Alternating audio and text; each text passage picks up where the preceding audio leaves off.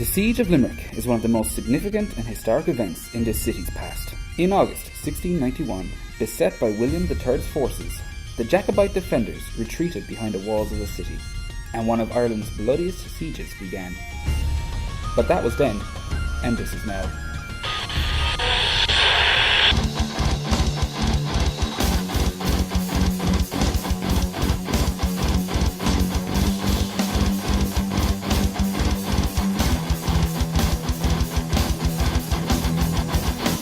Limerick City is home to Ireland's largest and most distinguished metal festival. Twice a year, during the Easter and October bank holiday weekends, hundreds of fans travel to Dolan's Warehouse to see some of the biggest names in Irish metal. During its 8-year reign, the Siege of Limerick has attracted a host of acclaimed international acts and continues to cultivate a reputation as one of the most sought-after gigs in Ireland. But where does this all begin? When I was quite young, when I was about 17, 18, I noticed that there was kind of a void in Limerick. It was kind of in that spot where a few kind of large venues in Limerick closed down and there was no gigs happening and there was kind of a lull, and me and two of my friends, Shane and Kieran, decided to start doing gigs. Bad Reputation in Ireland, it comes from a Tin Lizzy song. Nobody's ever asked me that. It's a Tin Lizzy album, Bad Reputation. And Bad Reputation was taken, so we call ourselves Bad Reputation Ireland. We're a collective, we're not for profit, we do it as a hobby. So it's me, Kieran Culhan, and a kind of member that's in and out, but I still very much count him as a member of Bad Rep, which is Shane, who lives in Cork. He hasn't been involved with us properly for about 5-6 years, but he's the person that got us initially sitting around the table. And what it became then is kind of because of all of us working in different guises over the years.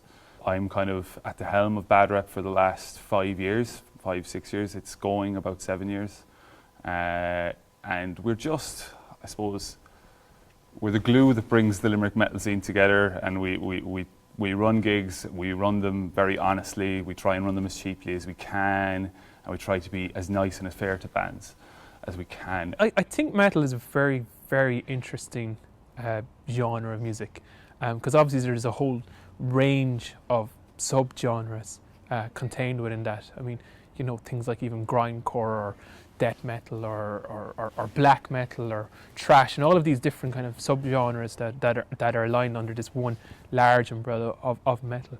And I'm by no means an expert on metal, but I think what does make it different is that there seems to be a real collective identity where people identify themselves as metalers, and people go through and again, drawn back in subcultural theory, it looks very much young people.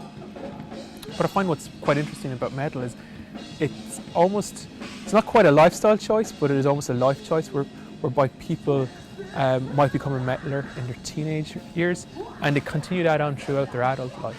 I think to look specifically at something like the Siege of Limerick, I think that obviously attracts quite a different audience to maybe a nightclub that plays commercial music. And you can see that's kind of articulated in a number of different ways. And I think you can certainly adapt subcultural theory to looking at metal music in general, because what you find is there is this kind of correlation between music style and identity, whereby people who are into metal music tend to, you know, often dress similarly. So before, used to be a lot of leather jackets or denim jackets with patches and things like that, and black t-shirts and hoodies, long hair, facial hair sometimes as well. You're kind of you're fitting the stereotype a little here. You know, so there's certain kind of clothing and expectations, and you know, kind of non-conformist as well, and that's what you find in a lot of kind of subcultural or rebellious music activities, is that it is they are by their nature anti-mainstream, I suppose, and you can find that certainly in terms of metal music. The Siege isn't for and this, some people actually galls them, but I think it's great because it's a day out for a lot of the local Limerick. So we've got three crowds. We've got the people that come for the bands. We've got the bands themselves and their kind of entourage, and that the people that come to the bands would include the international contingent. Like there's about nearly 1/8 of the crowd is international now. Amazing, like. And then you've got the people that come for the crack, and I have no problem admitting that some people just come for the crack. Like, as in, I'm not elitist enough to think that everyone is going to be, oh, they need to like the metal bands, they can't be here if they don't like that band. No, as in, like, it's a great day out, and I want it to be a great day out in Limerick. And we've done it DIY, like, we haven't had support from, you know, the council, we haven't had support from, you know, tourist boards or anything like that. We didn't, City of Culture didn't even touch off us, you know, as in, like, and so much so that we kind of said City of Counterculture when we were doing our thing. I think what's really interesting, and I don't think people in Limerick in kind of higher powers, I'm talking like a council level or Chamber of Commerce's or whatnot, I don't think they recognise the economic benefits of something like the Siege of Limerick. Because if you go to the Siege of Limerick, you see that people are getting buses from Cork, Galway, Belfast, Dublin, and other places. They're spending money in Limerick City hotels and Limerick pubs, Limerick venues, obviously in the case of Dolan's. Even the towpath up the road is probably having like a hike and chicken rolls being sold on the day. So there is an actual real economic benefit to it. But it's obviously very, even though it takes place in probably the largest venue in the city, it's still quite an underground event in a sense. Kieran is all the tech side of stuff, and he's absolutely invaluable with that sort of thing. Like, I need him. I remember there was a conversation we had where he said to me, "Oh, you take it. You do everything for the Siege." Like, I actually feel like, and like, he didn't say it in a bad way. He was kind of like, he almost felt a bit bad that he hadn't done anything for the booking part, and I was like, Kieran, the day would fall apart if it wasn't for you. Like, started playing with my, I have a twin brother, so like we started playing music. We got into metal. We started playing with some friends, and like one thing led to another. We formed a band. There was a bit of talk on Metal Ireland, like the website, about running gigs, and I chimed in, and some of the guys from bands down in Cork that I, you know, the likes of Faroon and Sirocco, they saw my post and they were like, oh, this guy's running gigs in Limerick. So then they contacted me via PM on Metal Ireland and asked if I'd be interested in running shows for them, putting them on in Limerick because they were looking for a gig. So that's how I got started, really. More people kind of started asking about putting on gigs, like, you know, in Limerick, and then shortly after that, Shane got in contact with me and everything just kind of snowballed. It was always metal. That's what I listened to. So it was always metal. Like, you know, I bring the technical side of things.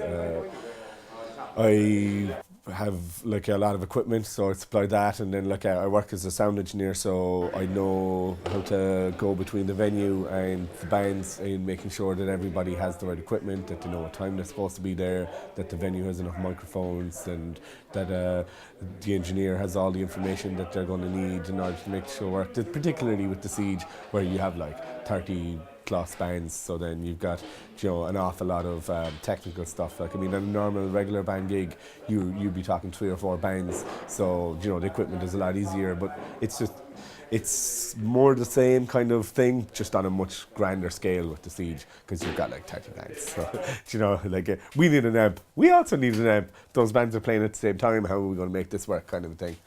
So what do I bring to the Siege? I kind of keep my pulse on what's going on the underground metal scene. We are an underground metal event, and the booking part of it, you need to be a little bit of a good cop and a bad cop. So at times I'm the good cop, and at times I'm the bad cop. And like, when you're running gigs, you need to have an idea they're going to work. I think the Siege is a phenomenal event. I think it brings the metal community in Ireland together in a wonderful way. You get all kinds of talent from Ireland and from abroad, and the atmosphere is buzzing every time. I feel like Siege is a lot of fun, and it brings a lot of people closer together that like the same type of music. I love the Siege. Just, everyone gets together, get to listen to bands, meet friends, have the crack, and the Siege is the Siege in Limerick. Come hell or high water, money or no money at all, I wouldn't miss it for the world. It's just great crack. I think the fact that the Siege is free is huge. You know, it's like the bands, like world-class bands, like headline it, you know, and the whole job, and it really is like the best bands in Ireland. All ages, you know. And I think it's if you want to experience like live music in a sort of community thing where everyone's really involved, everyone's really happy to be there, and really want to see the music, and like everyone's having a good time. It's like one of the best things I've seen. The fact that you have a choice, 3 stages. I mean, you can just go between either. You don't like what's on the main stage, you go upstairs, you go downstairs. It's got to be something for everybody, you know. So I think the Siege is so popular because it's an alternative gig. It's great atmosphere, it's great music, and it's free, of course. And everyone always comes to free gigs. I definitely think that part of its success has been the free in thing, that we just like, it's something that we used to do with all of our shows. Every gig used to be free in. We had like Metal After Mass was our weekly gig that we used to run, and they were always free in. And when we did the first Siege, we said we'd go free in as well. And I think it's something that's really helped us, because a lot of people are like, oh, it's mad, how'd you do it for free, and you should charge a $5, or you know, you should take it out or whatever. But I think what it does is it allows us to get the people who are curious to come in and have a look. And once they come in, then they see what it's like, and they're like, ooh, this is cool. I mean, I've met guys from alt rock bands and indie bands, and like, you know, some of the more, like, I suppose you'd say normal bands. You'd find them wandering around the Siege, like, you know, and you know, I know them, so I'd stop up and have a chat, and they always have such good things to say about it, and they'd never come in if they had to pay. Like, I mean, and I think that holds true for a lot of people. It's the major point of contention. Like, there's been a few big metalers in Ireland, like I suppose like bands like Primordial and stuff like that have asked me, oh, why is it free, like, and stuff like that. And everyone, I get asked it every interview I've ever done. I've got asked, why is it free? It started as free because we wanted to have, like, you know, a local day out where it didn't matter, because I was saying, like, unemployment was very high in Limerick. It didn't matter how many euros you had in your pocket.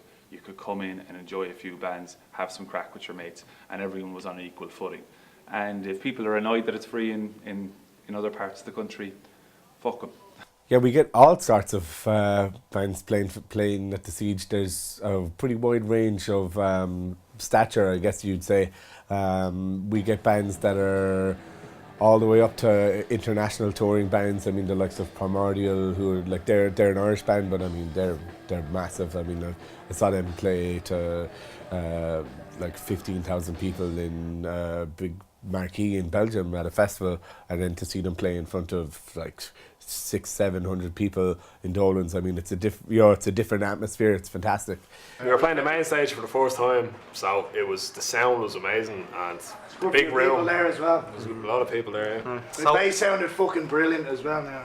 Oh yeah. Usually when I'm playing, it just sounds like muck for me, but it sounded absolutely deadly today. So. Looking really after number one anyway. Yeah. Nah, it's deadly though. Like, you know, the fan. I don't know, not the fans. Wouldn't say that sounds real. Ridiculous. The punters. No, but the people that come here they seem to just be the best of people who like the music. Like, they actually are. It's like someone said to me, it's like the knocking stocking for metal or something like that. Yeah, people come really far and wide. Sounds like it. To the Siege, so it's great.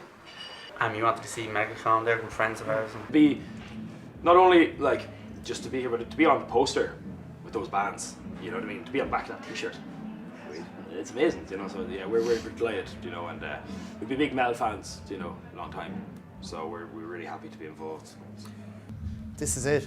When it comes to metal and hard rock, there's nothing else. There's gigs on all over the country. There's nothing comes close to this. People don't get excited for. You have your likes of your Dublin Doom Days, Day of Darkness, you know, all these things that happened over the years.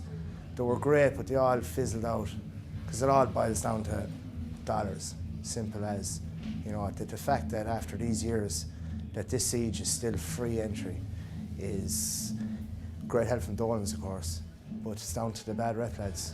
They know how to run a good show.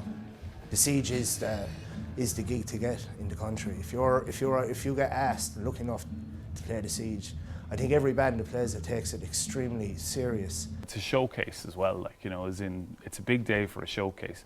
Lots of bands contact us. They say, right, we've got a new CD, we want to launch it at the Siege. And I'm like, that's absolutely brilliant. And like, they send me a link, I listened to it and I said, yeah.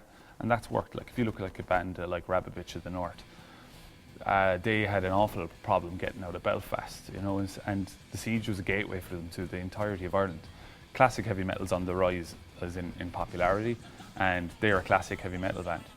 And I think they shifted like €400 worth of merch at the last Siege. Like, as in, you know, that's amazing. Like a national band selling T-shirts to young people, to adults, CDs, everything like that, and they're building a new audience. Fantastic.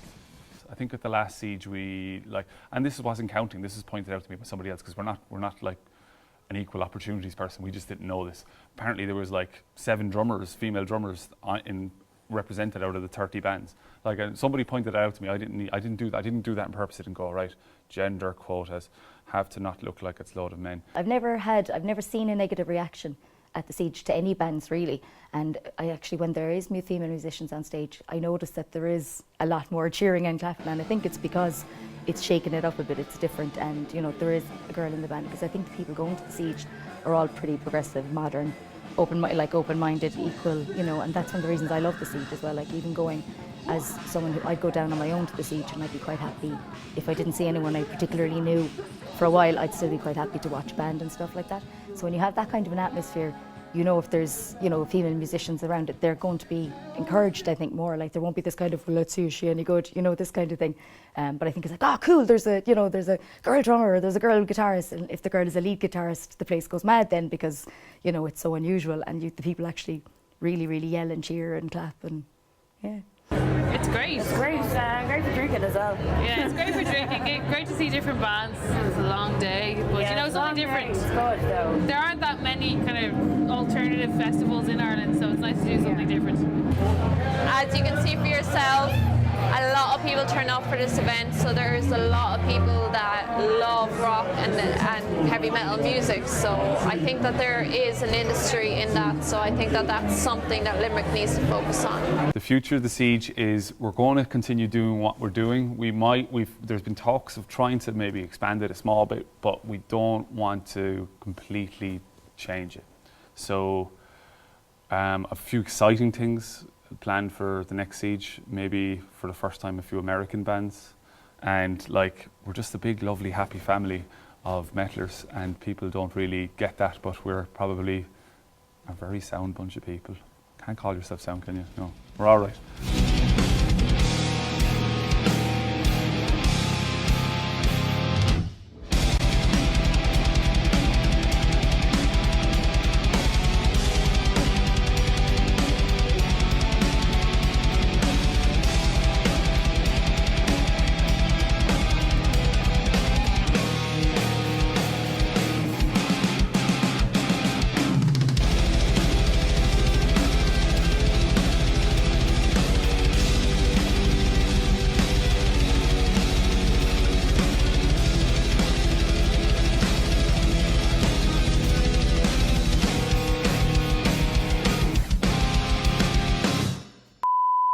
Here we go. This is why the Siege is popular. Great bands, and it's an all-day drinking festival with your fucking mates. That's kind of the cool thing about it. And I've always really enjoyed that.